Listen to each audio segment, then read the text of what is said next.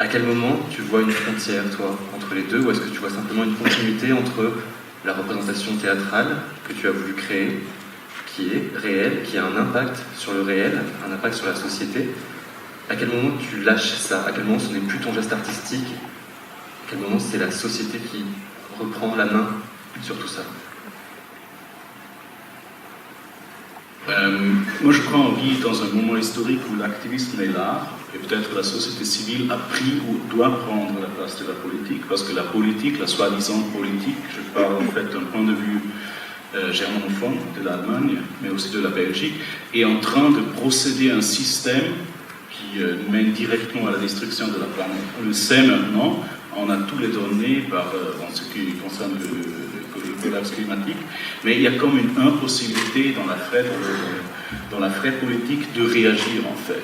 Tu ne peux pas y réagir. En fait, on est dans une démocratie, alors on pourra interdire par exemple les voitures à l'essence demain, ça serait possible, mais dans notre système politique c'est totalement impossible. C'est ce que je dis avec la complexité.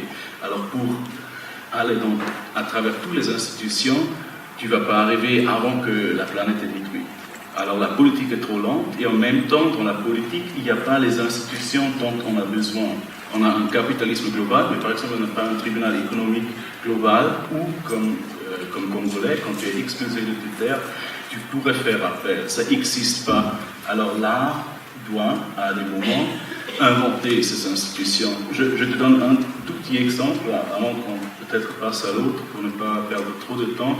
Mais je demandais à Jean-Louis Gillissen, qui était le fondateur du tribunal international de La Haye, je lui ai demandé, mais pourquoi tu es chez nous? Pourquoi tu fais tu es le président d'une pièce de théâtre, le président d'une pièce de théâtre? C'est pas un peu dangereux pour toi, ton statut en fait? Et il a dit, je fais ce procès parce qu'à La Haye, je ne peux pas le faire. Et quand lui, il était jeune avocat, il a dit à la conférence de Rome, il a dit, on va créer un tribunal international dans les 5 années à venir. Et les gens ont dit, les vieux avocats, ils disent, mais vous êtes fous en fait, vous avez besoin d'1 milliard, vous avez besoin d'un endroit, il n'y a même pas une base judiciaire, il n'y a pas un droit international, ça n'existe pas. 3 ans plus tard, il y avait 1 milliard, il y avait créé la base judiciaire et il commençait à procéder le génocide rwandais, le génocide en Bosnie. Alors ça commençait, Karadzic était pris, les personnes de Hate Radio, les modérateurs étaient pris par ce petit avocat belge qui a inventé comme un artiste une institution qui est devenue réelle.